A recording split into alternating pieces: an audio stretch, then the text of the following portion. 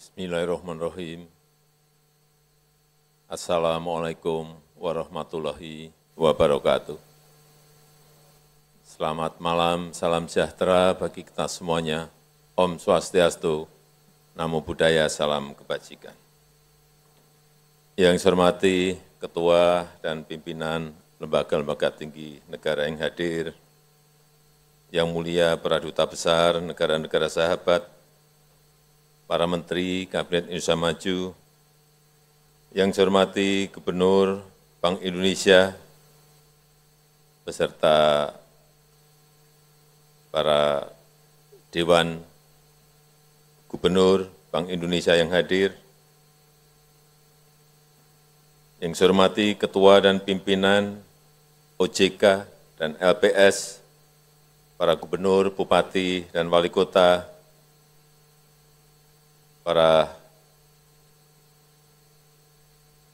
Direktur Utama perbankan dan lembaga-lembaga keuangan, hadirin dan undangan yang berbahagia. Pertama-tama saya ingin menyampaikan ucapan terima kasih atas sinergi yang terbangun selama ini, Bank Indonesia, BI, Kementerian Keuangan, OJK, LPS, pemerintah daerah, dan swasta, sehingga proses pemulihan ekonomi kita dapat berjalan dengan baik dan stabilitas ekonomi kita juga pada posisi yang tetap stabil. Seperti tadi disampaikan oleh Gubernur Bank Indonesia, Bapak Peri Warjio, bahwa dunia memang tidak sedang baik-baik saja. Banyak fenomena isu domestik negara-negara yang berdampak ke global. Amerika Serikat, inflasi dan suku bunga yang tinggi. RRT, perlambatan ekonomi dan krisis properti. Peningkatan tensi geopolitik yang semua dadaan semuanya. Perang Ukraina, nggak ada hujan, nggak ada angin, tahu-tahu perang. Gaza, nggak ada hujan, nggak ada angin, tahu-tahu perang. Ya, semua negara pengennya itu kalau mau perang memberitahu dulu. Jadi kita bisa siap-siap apa yang perlu disiapkan. Sehingga saya selalu ingin menghadiri konferensi, summit, pertemuan-pertemuan internasional karena memang ingin mendengar, ini sebetulnya mau lari kemana. Perangnya masih lama atau besok bisa berhenti. Dampaknya apa terhadap ekonomi kita? Dampaknya apa terhadap pangan di negara kita? Dampaknya apa terhadap energi, terutama yang berkaitan dengan harga?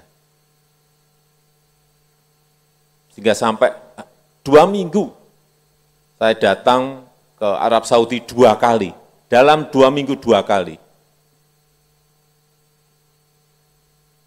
Saya hanya ingin mendengar konflik perang di Gaza ini akan seperti apa. Konflik Israel-Palestina ini akan sampai kapan. Karena yang hadir saat itu 57 negara. Tetapi di akhir summit, saya dalam hati menyimpulkan bahwa memang perangnya tidak mungkin di-stop dalam waktu dekat. Oleh sebab itu, dampak dari perang yang ada harus sama-sama kita antisipasi.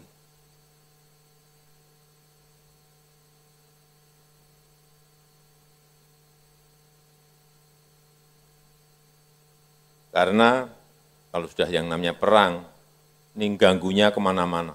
Gangguan rantai pasok global, lonjakan harga pangan, lonjakan harga energi, semuanya akan terdampak semuanya. Kemudian juga dampak perubahan iklim. Dulu kita selalu berbicara perubahan iklim, tapi belum kelihatan apa sih. Tapi sekarang ini sudah betul-betul kita rasakan dan dampaknya kemana-mana.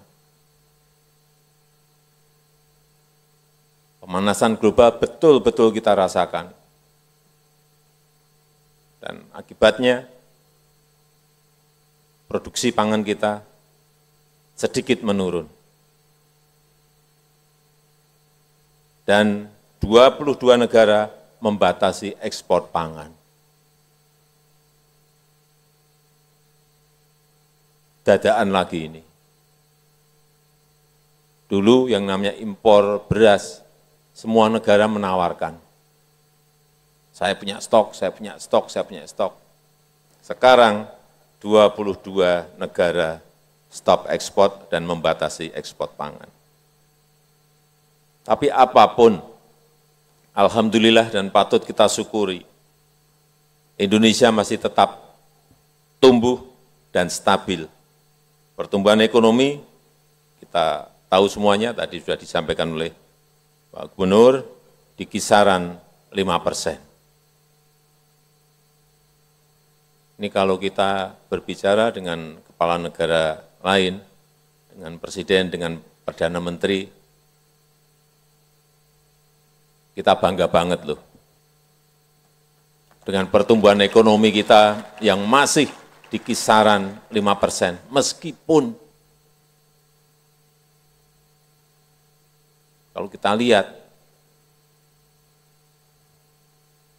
kadang-kadang di bawah, saya tadi sampaikan ke Pak Gub,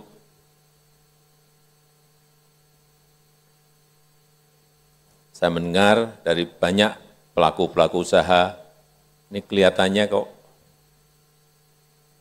peredaran uangnya makin kering di pelaku-pelaku.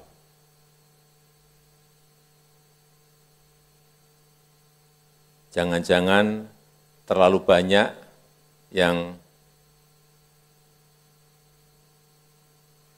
dipakai untuk membeli SBN, atau terlalu banyak yang dipakai membeli SRBI atau SVBI, sehingga yang masuk ke sektor real menjadi berkurang.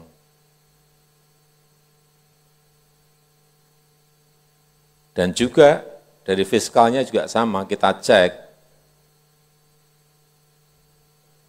realisasi belanja pemerintah daerah, ini kalau ada gubernur, bupati, dan wali kota, realisasi belanja pemerintah daerah pada tinggal 3 minggu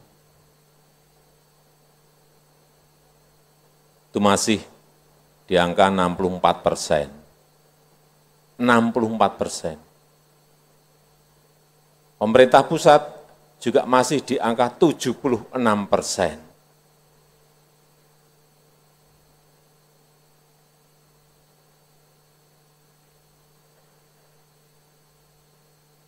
Hal-hal seperti ini hampir setiap hari selalu saya ikuti dan selalu saya telepon.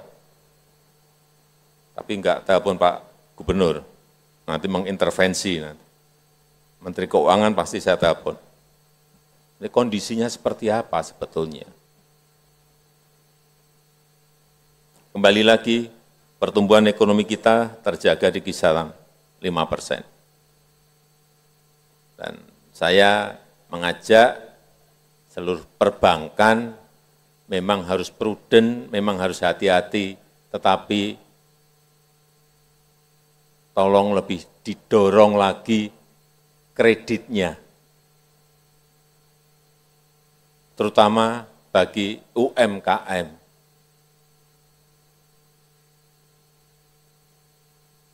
Jangan semuanya rame-rame membeli yang tadi saya sampaikan ke BI maupun ke SBN, meskipun juga boleh-boleh saja. Tapi agar sektor real bisa kelihatan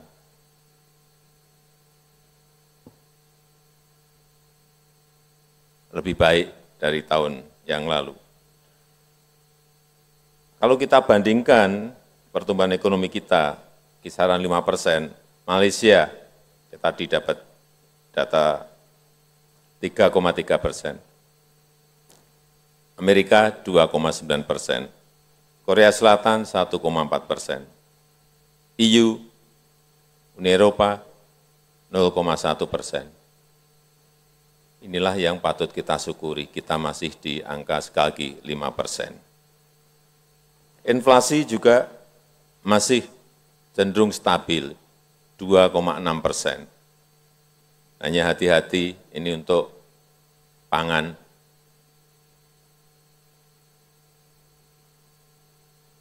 Utamanya beras. Artinya apa? Kita harus optimis, tetapi tetap harus waspada, tetap harus hati-hati. Waspada pada perubahan yang super cepat, perubahan terhadap disrupsi teknologi yang juga super cepat. Memang kita harus prudent dalam melangkah, tetapi juga jangan terlalu hati-hati. Kredit terlalu hati-hati, kredit semuanya terlalu hati-hati. Akibatnya kering perputaran di sektor real. Tetapi yang paling penting juga antisipasi terhadap semua skenario ke depan.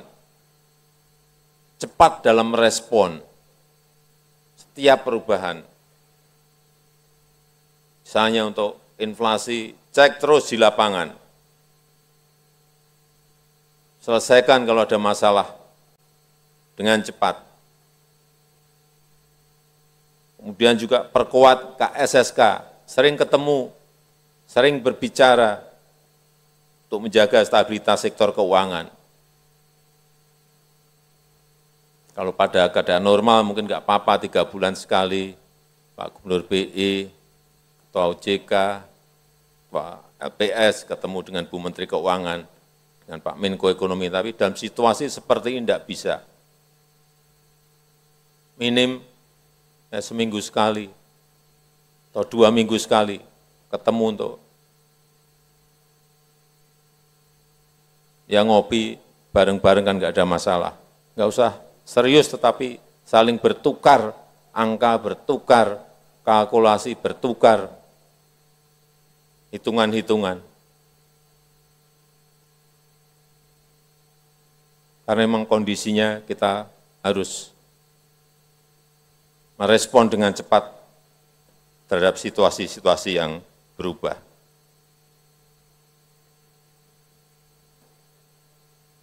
Selain itu kita juga butuh booster, butuh momentum untuk menjaga terus pertumbuhan dan kalau bisa naik dan meningkat. Saya kira kita memiliki strategi besar baik dalam hilirisasi industri maupun ekonomi hijau. Dan ini akan menjadi sebuah penggerak ekonomi nasional yang akan membuka lapangan kerja dan meningkatkan nilai tambah yang ada. Dan tentu saja akan menopang ekonomi yang berkelanjutan.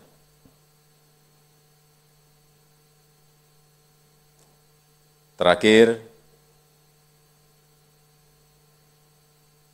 tahun depan kita akan mengadakan pemilu, pesta demokrasi terbesar. Tapi perlu saya ingatkan, tidak perlu dikhawatirkan. Kita, negara kita ini sudah berpengalaman mengadakan pemilu enggak sekali 2 kali, sudah 5 kali. Jadi perbedaan agak anget, agak panas ya biasa. Perbedaan pilihan itu juga wajar saja.